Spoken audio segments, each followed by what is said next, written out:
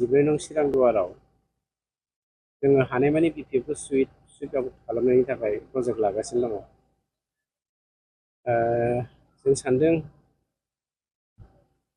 माखासे जोंहा BPFनि गामि दंबावो।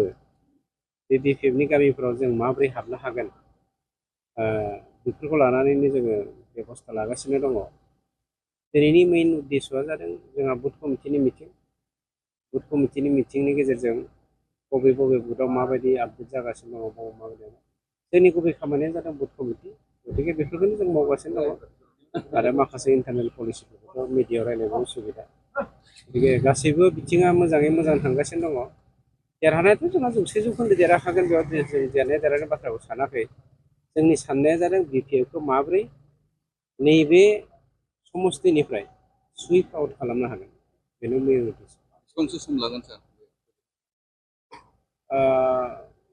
बाय इलेक्सनाव बिसोरो गावसोरनि अस्तित्वखौ दोननो थाखाय केन्डिडेट होदों, बेल' बिसोरना टारगेटआ। दा दुरबलतायाथ' बिसोरना बहुद दुरबल दंखासै, बेखौ जों बुङोबाबो जायो। माखासे गागि दैदेनगिरिफोर दंबावो, थेख्लानो गागि होननानैथ' बुंजाया, एसे थाम्फै देवानि सानैसो दंबावो। बेफोरखौ माबायदि फोजोबनो हायो नायनो। रिहन दैमारि बिथाङा 4 बोसोराव नोंथांनि रायजोनि आं माबायदि प्रतिश्रुतिनि बाथ्रा बुंदों मिथिया। बिथांखौ माबे प्रतिश्रुतिनि बाथ्रा बुंदों बेखौ सोंग्रोबानो जाबाय। मानोना जोंनि मेनिफेस्ट'नि 90% जोङो मावफुंजोब्बाय, 10%सो दंबावो। बेफोर स्वाभाबिक 100% मावनो हानाया गोरलै खोथा नङा, जेराव 90% माने 100% होननानै हमना लानो हायो।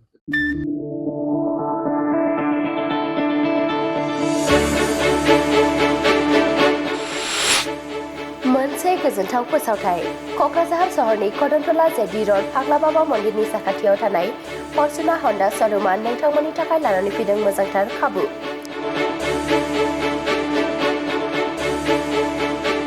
नंगौ, फर्चुना हन्डा श'रुमआ नोंथांमोननि थाखाय फोसावदों दुर्गा फुजानि स्पेशेल अफार।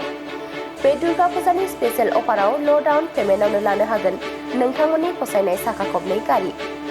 बेजों लोगोसे गंनै हेलमेट फ्रि, 8,999 रांनि बट स्मार्ट वाचखौबो नोंथांमोना बेसेन होआलासे मोननो हागोन। बेनि अनगायैबो 10 बोसोरसिम वारेन्टि मोननो हागोन।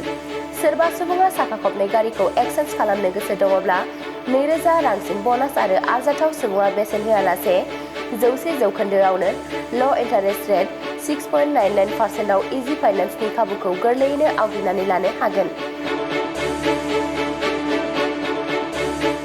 मख'नो गोनांदि बे स्पेशेल अफारा फैगौ 1 अक्ट'बरनिफ्राय जागायनानै फैगौ 31 अक्ट'बरसिम सोलिगोन। जुदि नोंथांमोना फर्चुना हन्डा श'रुमनि बे मोजांथार खाबुफोरखौ लानो गोसो दङब्ला 6900198490 एबा 6900198491 आव फोनांजाब खालामनानै सोनार लाहरनो हागोन।